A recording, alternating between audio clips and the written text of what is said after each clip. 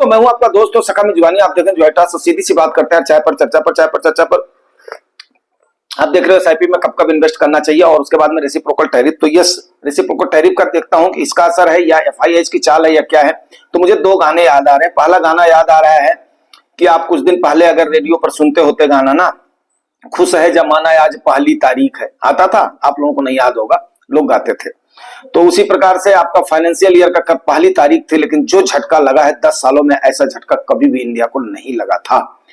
Financial year की शुरुआत में ही मतलब मुहूर्त बोलते हैं ना, जो खराब हुआ है ये एक्चुअली खराब हुआ है, क्योंकि 1 अप्रैल से 31 मार्च तक आप लोग जानते हो फाइनेंशियल ईयर होता है, सबसे पहली बात।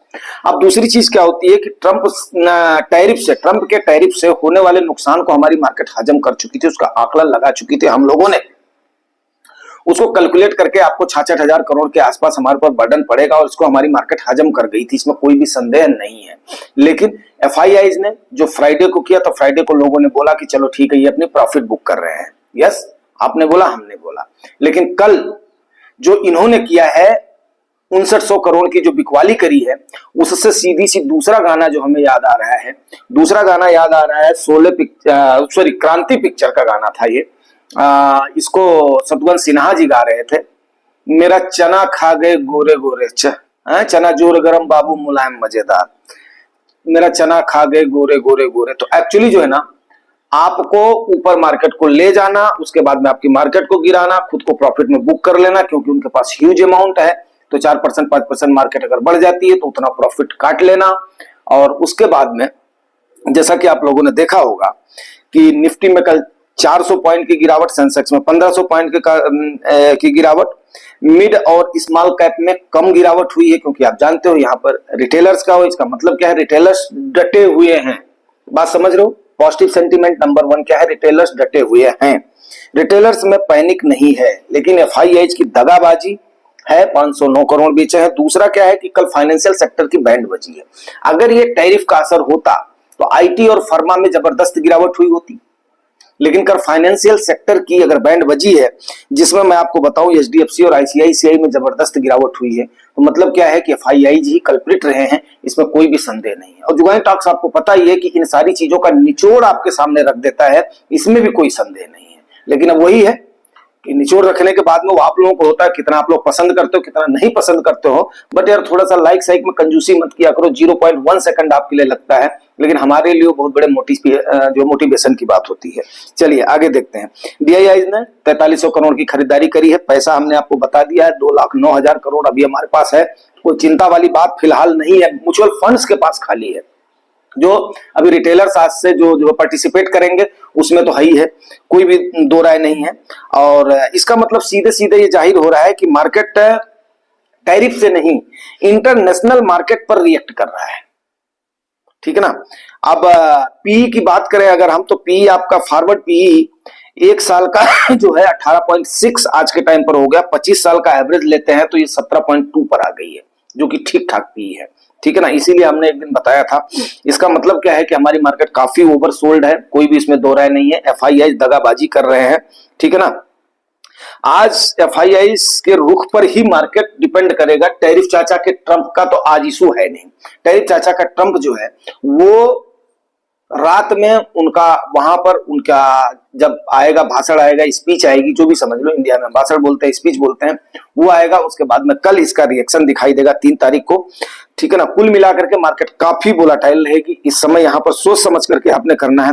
वाशिंगटन पोस्ट के अनुसार यूएस को $6 ट्रिलियन का फायदा होगा इस टैरिफ से, ऐसा अनुमान किया जा रहा है। ठीक है ना। और इसका उनके आम आदमी पर असर नहीं पड़ेगा, इसका असर पड़ेगा जो कि अगर मैं इस $6 ट्रिलियन को आपको बताऊं, बहुत लोगों को समझ में नहीं आएगा, तो ये 525 लाख करोड़ रुपया होता है। ठीक है। और 525 लाख करोड़ मायने रखता है। हमारा तो उतना वो भी नहीं है, क्या नाम है, पूरी जीडीपी भी नहीं है, तो इतना उनका फायदा होगा। अब इस फायदे के लिए वो कुछ भी कर गुजरने के तैयार है, इसमें कोई भी संदेह नहीं है। ट्रम्प चाचा है। ठीक है ना। बहुत लोगों का उन्होंने हेल्प वगैरह बंद कर दी है और सारी चीजें बंद कर दी है, तो ऐसा नहीं है। अब उसके बाद में आगे भी देखते हैं आपको काफी सारी। तो इसके बाद में वाशिंगटन पोस्ट फिर बोल रही है इसका आम आदमी पर असर नहीं पड़ेगा। आम आदमी पर असर इसलिए नहीं पड़ेगा क्योंकि वहां पर बेरोजगारी भत्ता दे दिया जाता है। जॉब का उनका आंकड़ा इतना खराब नहीं आ रहा है कि उनके जॉब जा रहे हैं। बात हमारी समझ रहे हो? तो कुल मिलाकर के इसका बोझ उनके बिजनेस हाउसेस पर पड़ेगा, और बिजनेस हाउसेस पर बोझ को, क्योंकि वो खुद एक बिजनेसमैन है ट्रम्प चाचा, इसलिए वो अच्छे से समझ रहे हैं कि वहां पर क्या खेल चलता क्या नहीं चलता। हमारे नेताओं को, मेरे ख्याल से, मैं इसको हो सकता है अच्छा ना लगे, लेकिन बिजनेसमैन जो बोल देते हैं वो बात मानने पर हमारे नेता मजबूर हो जाते हैं। तो ये वर्ड वाशिंगटन पोस्ट की हमें छू गई थी, इसलिए मैंने बोला कि मैं आपको ये बात बताता हूं। हमारे यहाँ तो आम जनता जाए बाहर में, बिजनेस हाउसेस खुश रहने चाहिए, उनकी प्रॉफिट, उनका लेविस, उनका सब कुछ खुश रहना चाहिए। बड़े बड़े घरानों को ला करके कुंभ में वीआईपी के जैसे दर्शन करवाओ, ये सारा हमारे यहाँ पर होता है, लेकिन यूएस में ऐसा नहीं है। ये वाशिंगटन पोस्ट की रिपोर्ट ये बोल रही है, आम आदमी पर फर्क नहीं पड़ेगा, बिजनेस हाउसेस पर फर्क पड़ेगा इसका। ये छोटी मोटी बात नहीं है दोस्ती, ये अगर जो समझे उसके लिए बहुत बड़ी बात है, जो ना समझे उसके लिए तो मैं क्या ही कह सकता हूं। आगे फिच की रिपोर्ट के अनुसार भारत 17% टैक्स लेता है, जो कि हम लोगों ने करीब 13.5 जो 8.7 का किया था। चलिए ठीक है, हम उस पर नहीं जाएंगे, कौन कितना टैक्स लेता है कौन नहीं।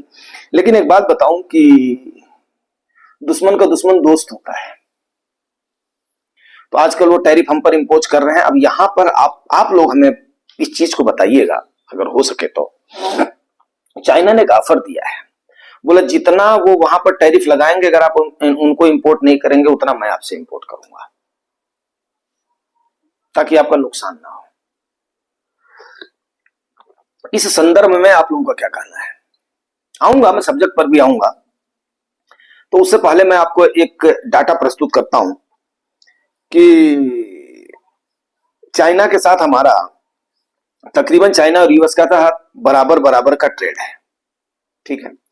अब 1 लाख करोड़ हम खाली चाइना को एक्सपोर्ट करते हैं, वहीं वनस्पति हम अमेरिका को 7.5 लाख करोड़ एक्सपोर्ट करते हैं। तो एक्सपोर्ट में फायदा है या एक्सपोर्ट कम में फायदा है?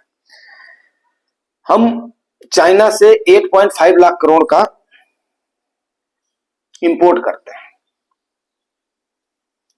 जबकि अमेरिका से हम खाली 3.5 लाख करोड़ का इंपोर्ट करते हैं, उस पर भी भर भर करके टैक्स लेते हैं।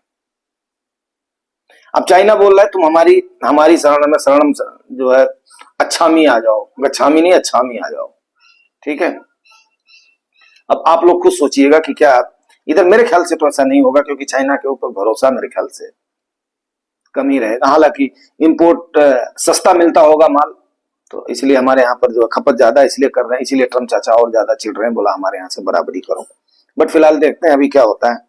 तो मार्केट में टैरिफ का जो असर है वो मेरे ख्याल से वो कम दिखाई देगा, लेकिन मार्केट किस पर रिएक्ट करेगी, यूएस मार्केट कैसे रिएक्ट कर रही है और यूरोपियन मार्केट कैसे रिएक्ट कर रही है, इस पर हमारी मार्केट रिएक्ट करेगी। अब बात करते हैं रिटेलर्स क्या करें। यहां पर आ गया आपका सब्जेक्ट और थंबनेल। यहां पे हमने आपको जानकारी दे दिया, खबरें दे दिया जो चलने वाली है। आज भी डिपेंड करेगा एफआईआई के रुख पर, और टैरिफ को हजम कर चुकी है आपके मार्केट, इस बात को मान लो। अब रिएक्शन कैसा हो रहा है यूरोपियन मार्केट का और यूएस मार्केट का, इस पर डिपेंड करेगा बहुत कुछ, और ट्रम्प चाचा की कमेंट्री पर इस बीच में। क्योंकि आप देखो हर साइड से जब हमें दिख रहा है कि हम फायदे में हैं अमेरिका के साथ, क्योंकि हमारा एक्सपोर्ट ज्यादा है, एक्सपोर्ट ज्यादा है, इंपोर्ट हमारा वहां से अपना कम है।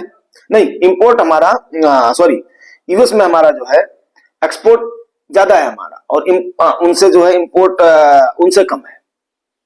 और जबकि चाइना से इंपोर्ट ज्यादा है और उसके बाद में एक्सपोर्ट कम है। अब देखते हैं उसके बाद में होता क्या है, टैरिफ लगने पर कितना असर पड़ता है, क्योंकि फार्मा और आईटी दो ही सेक्टर ऐसे हैं जिनके ऊपर ज्यादा इफेक्ट पड़ेगा। और आईटी पर तो मैं खुद मतलब जो है अच्छा खासा जो है विक्टिम बनूंगा आपके सामने आऊंगा, बट ऐसा कुछ भी नहीं है, ठीक है ना।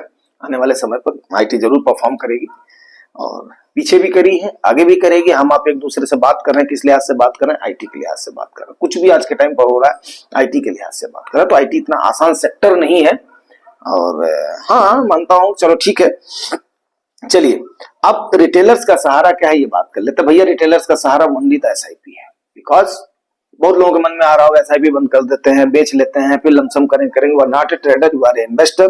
और इन्वेस्टमेंट का सबसे द बेस्ट इस समय जब मार्केट वोलेटाइल है। मैंने पहले भी आपको बता दिया मार्केट वोलेटाइल रहेगी और हो सकता है कि कुछ लंबा भी खींच जाए ड्यूरेशन। अभी तक तो ये लग रहा था कि हो सकता है कि मार्च महीने में अप्रैल में जो है सुधर जाए, क्योंकि पिछले 10 सालों का अगर रिकॉर्ड आप देखोगे, 10 सालों में से 7 साल अप्रैल महीने में मार्केट आपकी प्रॉफिट में रही है। लेकिन इस महीने कुछ अलग ही स्थिति दिखाई दे रही है।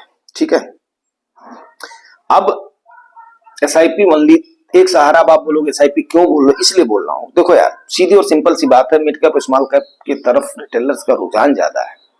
आज भी मैं आपको बता दूं, बहुत ज्यादा पैसा एक साथ में लगाने की गलती नहीं करना। जो सेक्टर वैल्यूएशन के लिहाज से करेक्ट है वहां पर तो जायज बात बनती है, लेकिन एसआईपी के सहारे इसलिए करना है 10 में से 7 शेयर्स मिड कैप और स्मॉल कैप के आज भी ओवर वैल्यूड है इंडिया के, जिसका कारण है रिटेलर्स की नासमझी। अगर उनका नजरिया कम टाइम का होगा, देखो समय दे दोगे तो मार्केट उसको हजम करके आगे बढ़ जाएगी। किसी को भी आज के 1 साल बाद 2 साल बाद याद नहीं रहेगा कि साला टम चाचा का टैरिफ क्या चला था, फलाना क्या चला था, ढमकाना क्या चला था। लेकिन अगर आपका नजरिया 3 साल 5 साल 7 साल का है, आप पिछले कई सालों से इन्वेस्ट करते आ रहे हो, तो यहां पर थोड़ा सा सोच समझ करके इन्वेस्ट करने की बात बनती है, सीधा और सिंपल से। अगर आपके पास 10 साल 15 साल का जो टाइम होराइजन है तो उनको कोई चिंता करने वाली बात नहीं, सीधी और साफ सी बात मैं करता हूं। अगला क्वार्टरली रिजल्ट आना शुरू हो जाएगा, बहुत कुछ डिपेंड करेगा उसके ऊपर। अगर रिजल्ट अच्छा आया तो एफआईआईज भी फिर बेशरम घुटने के बल आएंगे हमारे पास और हमारी मार्केट सबको धता बुला करके आगे चली जाएगी। अगर रिजल्ट खराब आया तो मान करके चलो फिर जून तक तो गए नपे, इसमें कोई भी दो राय नहीं है, जून तक हम लोग फिर नपेंगे ही नपेंगे आगे।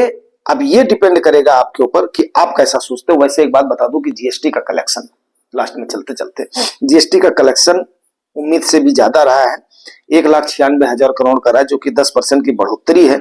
लेटेस्ट 1,83,000 के बनस्पति 1,96,000 करोड़ का आया है। अब आप खुद समझ लीजिए कि आपकी जो मार्केट है ये जीएसटी के ऊपर तो डिपेंड नहीं करेगी, ये सरकार के जब तक स्पीच पर नहीं करेगी, जब तक ग्राउंड में एक्शन नहीं दिखाई देगा। ये रिएक्ट करेगी कंपनियों के रिजल्ट पर, ये रिएक्ट करेगी आरबीआई की जो आएगी पॉलिसी आएगी उस पर, जो मैं डोमेस्टिक बता रहा हूं। इंटरनेशनली केवल 2 चीजों पर डिपेंड करेगी, वो डिपेंड करेगी यूरोपियन मार्केट का और अमेरिकन मार्केट का रिएक्शन आफ्टर द ट्रम्प चाचा की स्पीच। इन चीजों पर करेगी, रिएक्ट करेगी। टैरिफ पर उतना ज्यादा रिएक्ट नहीं करेगी, क्योंकि ये हमने बता दिया है 66,000 करोड़ को इतनी बड़ी चीज नहीं है, हमारी मार्केट उसको हजम कर ले जाएगी। अब उसके बाद में देखते हैं अभी होता क्या है। तो आज थोड़ा सा वेट एंड वॉच की स्ट्रैटेजी अपनाइए। जो आपको जोन बताया हुआ है कल के वीडियो में हमने, उस जोन पर जरूर फोकस कर रहे हो तो उस जोन पे जरूर फोकस करना। वो जोन ऐसा नहीं है बॉटम जोन, वो अजमाया हुआ जोन है और मेरे ख्याल से उसको क्रॉस करके अभी जा पाना मार्केट के लिए इस इशू में तो मुश्किल है। अब देखते हैं टम चाचा क्या गुल खिलाते हैं, सीधी सी बात है। अगर दोस्तों इतनी मेहनत इतनी जानकारी आपको ठीक लगती है तो थोड़ा सा लाइक साइक जरूर किया करो, क्योंकि लाइक से यार अंगुली तो दबाना है और उसके बाद में थोड़ा सा मोटिवेशन हमें मिलता है कि हाँ यार कम से कम अगर हम मेहनत कर रहे हैं तो आप लोग उस पर थोड़ी सी प्रतिक्रिया दे रहे हो। नहीं तो वही हो गया कि बस भैंस के आगे बीन बजाओ भैंस खड़ी पगुराए, तो वही हाल है कि मतलब मैं बकता जाऊं मैं करता जाऊं, अब आप लोगों को श्रोता को आनंद आ रहा है कि नहीं आ रहा है वो समझने वाली बात हो जाती है। थोड़ा उसमें कंजूसी मत करो। Thank you very much.